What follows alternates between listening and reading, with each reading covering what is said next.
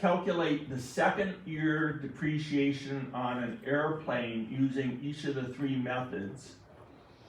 And the first thing they want us to do is give the formula for the straight line method. So we know for the formula we would start with the cost, and then we would subtract the residual value, and then we would divide by the useful life. Then filling in the figures up at the top of the problem, it says the used airplane cost $60,500,000. The residual value is $5,500,000. The useful life is 8 years.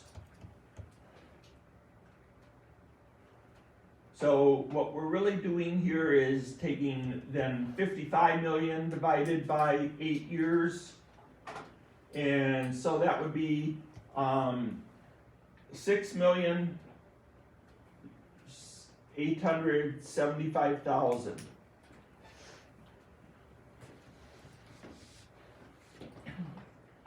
Okay, then next we have units of production method. So the first formula they want us to give is the one to calculate the depreciation expense per unit.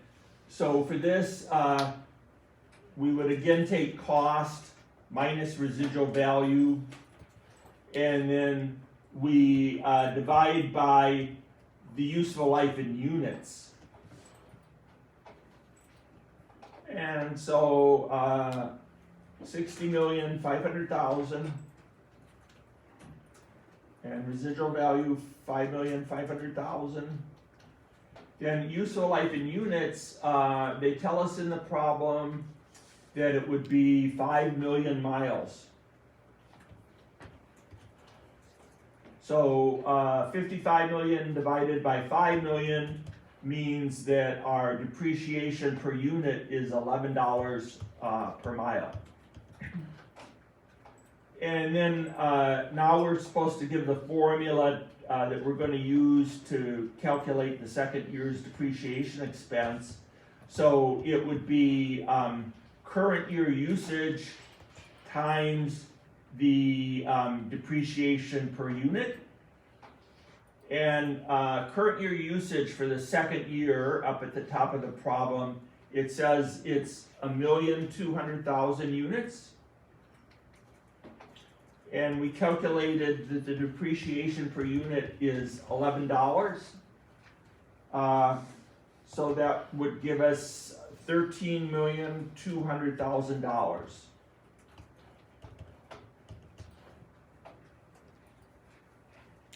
Okay, then the double declining balance method. So for the formula for this, we would start out with the cost. We don't subtract residual value. Instead, what they want us to say that we subtract here would be the accumulated depreciation. And then we take that times, this might be a little awkward the way they express it, but 2 times 1 divided by the useful life is what they would want us to say there. Okay, so cost is, again, 60,500,000.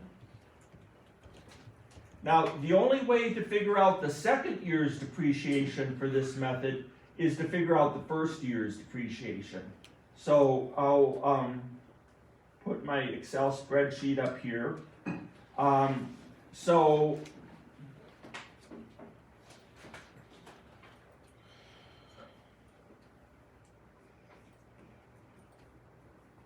for the first year, it would have been the 60,500,000 times 2/8 for the double declining balance method. It's 8-year life.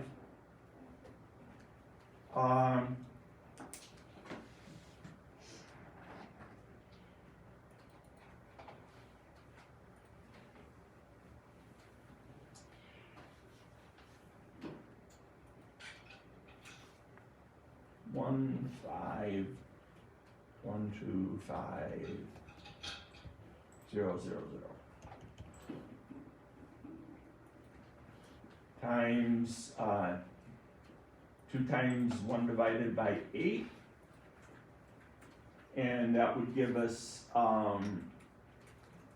11,343,750.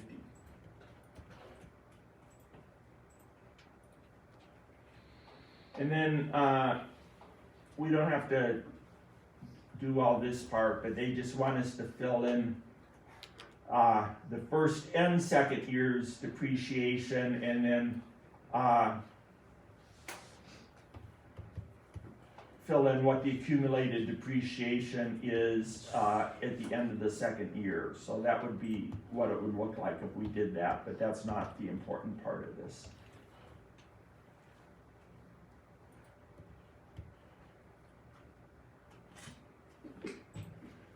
Okay, then the second problem,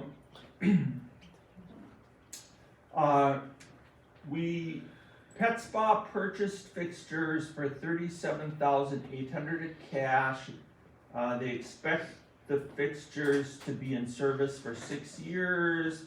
They use straight line depreciation, $9,000 residual value. Then they sold the fixtures on May 31st, 2024 for $24,200 cash. Record both depreciation expense for 2024 and the sale of the fixtures on May 31st, 2024. And this one says, assume the modified half-month convention is used. So, I guess I will put Excel back up there then.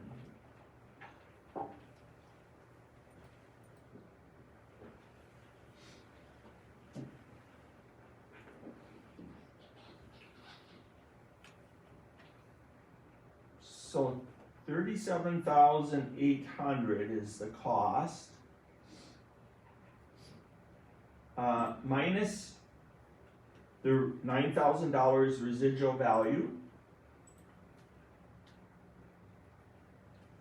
divided by the 6-year useful life, and then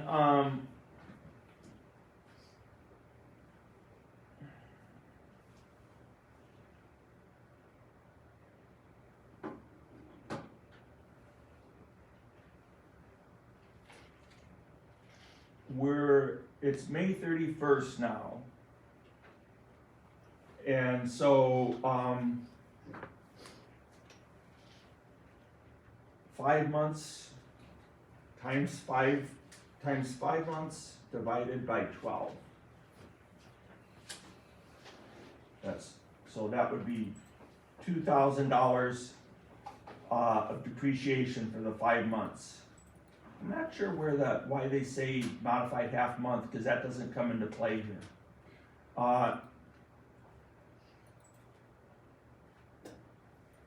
So we will debit depreciation expense fixtures, 2,000. We will credit accumulated depreciation fixtures, 2,000. And at the bottom, we'll put to record depreciation on fixtures. Okay, then they want us to compute the gain or loss before we do the next journal entry. So market value of assets received, that would be the cash that we received in this case. So 24,200. And then less the book value of the asset disposed of. So its cost was 37,800, and the accumulated depreciation, well, the problem said, well, maybe this is where it comes into play. No, it doesn't. Okay, so we owned them for 2022 and 2023, and then part of 2024. So,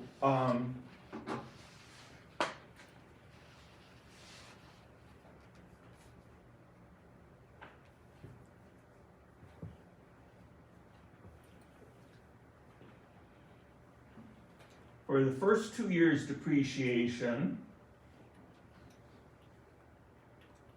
take the cost minus the residual value of 9,000 divided by the 6 years times 2 years. So the first 2 years were 9,600, then the partial third year was 2,000. So in total, the accumulated depreciation we took was 11,600.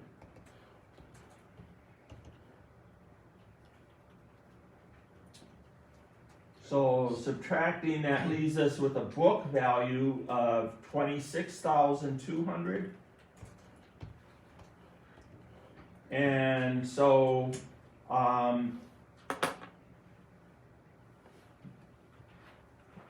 comparing the cash received to the book value, we get minus 2,000. So that means it's a loss of $2,000 on the transaction. Okay, so now for our journal entry, we would record the cash that we received with a debit. So that's 24,200. We would remove the accumulated depreciation from our books with a debit of 11,600. We would record the loss on disposal with a debit. We said that's 2,000. And then there's just one credit, which is to remove the original cost of the fixtures from our books, and that was 37,800. And then our journal entry should balance. And at the bottom, we will put sold fixtures for cash.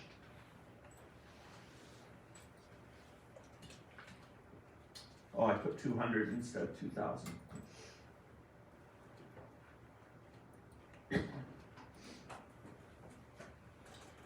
Okay, here's a goodwill problem. So Princeton has acquired several other companies. Assume that Princeton purchased Kelleher for $9 million cash. The book value of Kelleher's assets is $19 million. Market value is $20 million.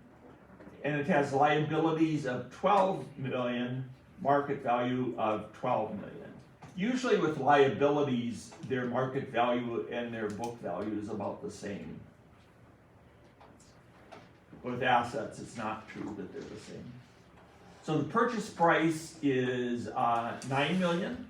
We'll fill that in. Market value of their assets is $20 million. Market value of their liabilities is $12 million. Guess we should put a minus sign in front of that.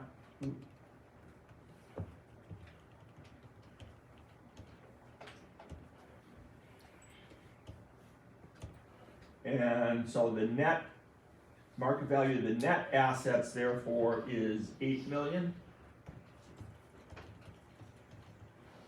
And then subtracting that from the purchase price, it leaves us with goodwill of $1 million.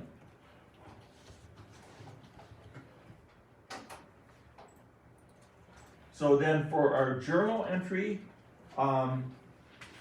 we will debit assets for the $20 million.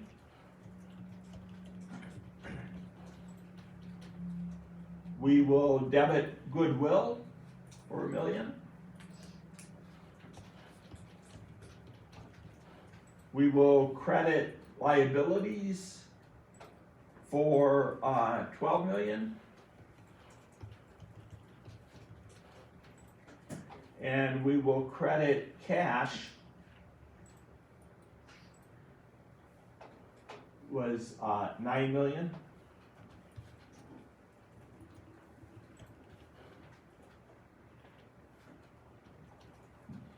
And then at the bottom we put to record purchase of Kelleher.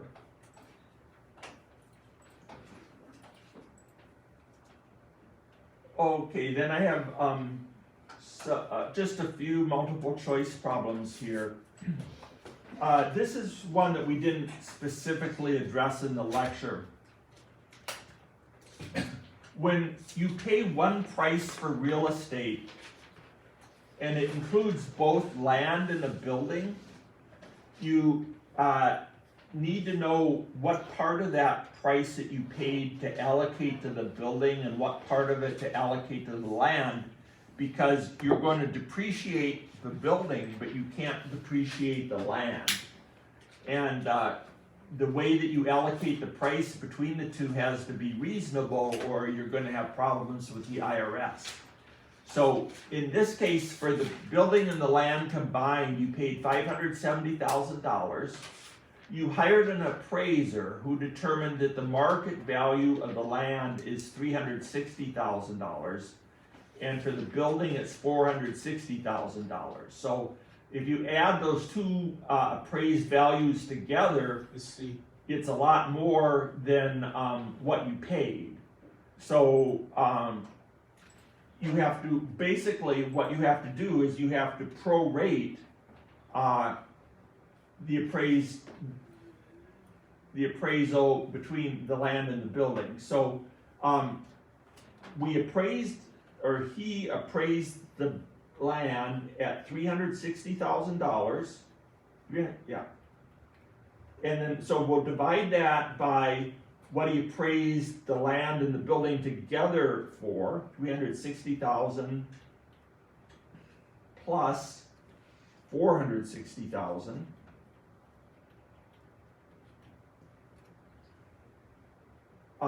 So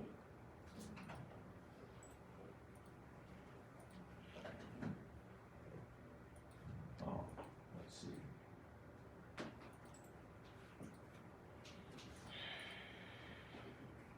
So 43.9% of the appraised value is for the land. So now we take what we actually paid for the property, $570,000, times that 43.9%.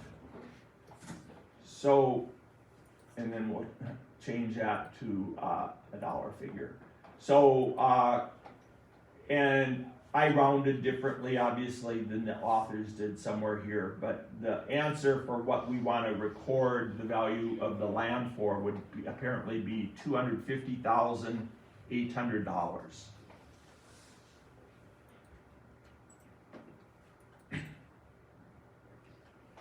Okay.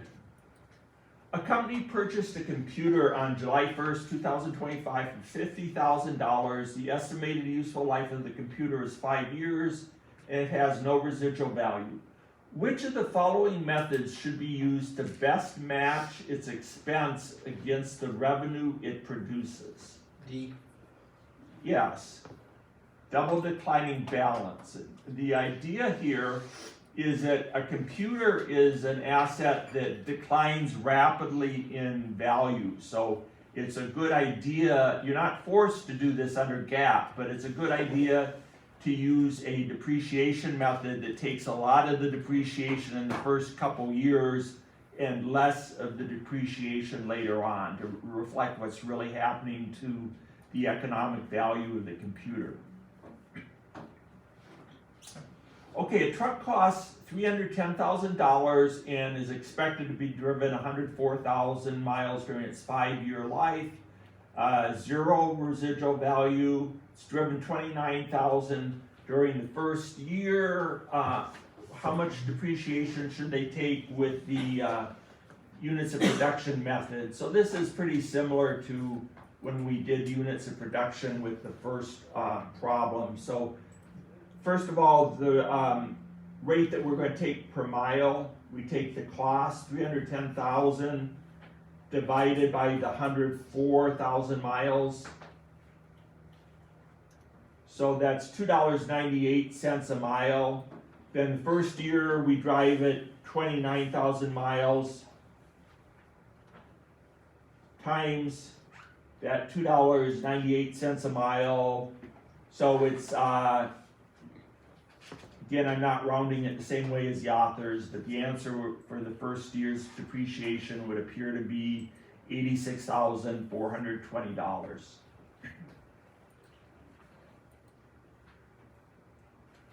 Okay, Ch9 Printers purchased a printer on June 30th for $55,000.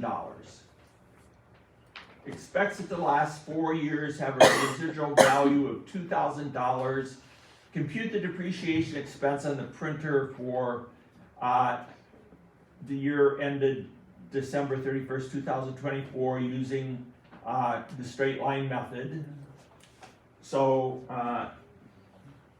$55,000 cost minus the $2,000 residual value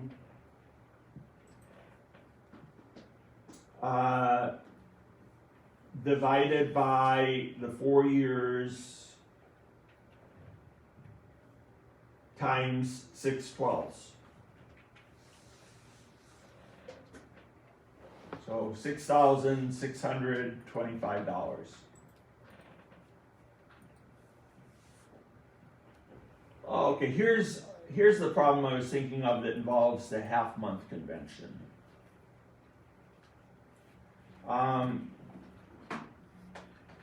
They use a straight line method. They purchased this bakery equipment on March 17th. Has a cost of $210,000, has a residual value of $40,000. Estimated useful life of 5 years. So for 2024, the first calendar year of ownership, we're supposed to calculate how much depreciation they will take. So we'll take the cost of $210,000 minus the residual value of $40,000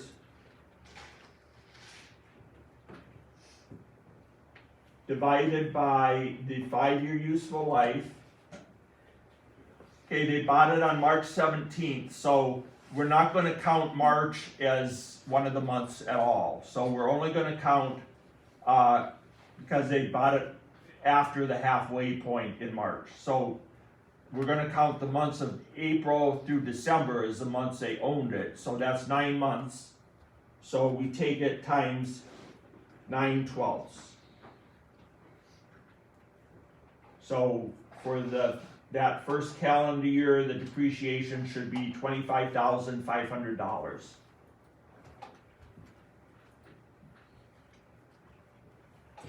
Okay, Tulip Corporation purchased equipment for $57,000. Then they sold the equipment a couple years later for $23,000. The accumulated depreciation was $33,000. Calculate the gain or the loss on the sale. So the book value at the time of the sale would be the $57,000. Doesn't say anything. Well, $57,000 purchase price minus the $33,000 accumulated depreciation. That's going to be the book value of $24,000. So if they sold it for $23,000, but the book value was $24,000, which one of these answers would be correct? C. Yeah, C, correct. That would be $1,000 loss.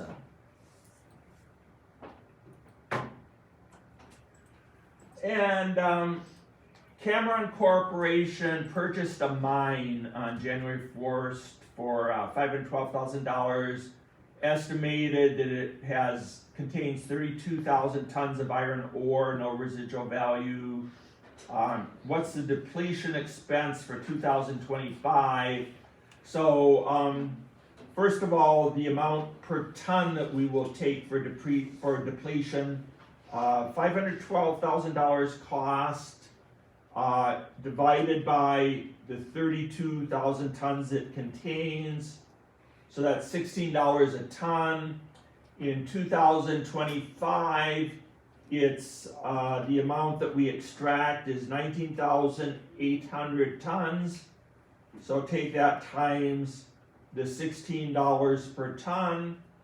So that will be depletion expense of $316,800.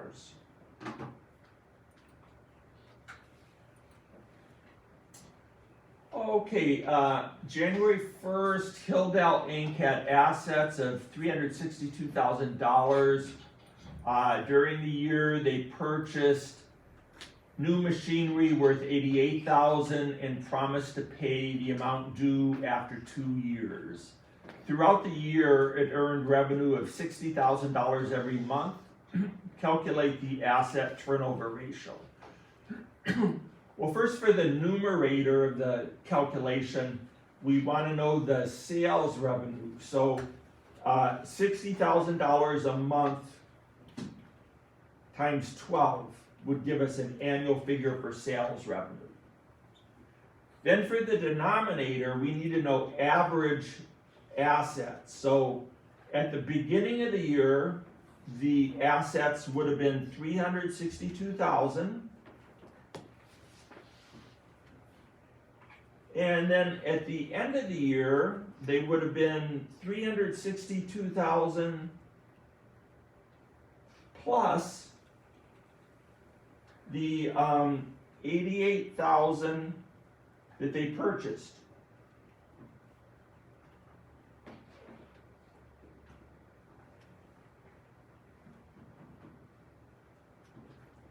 And so take an average between the beginning and the end of the year. And then we take the sales revenue figure divided by the average total assets, would be 1.77 times for asset turnover ratio.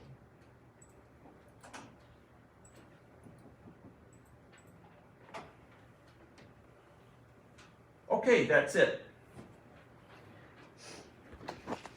So no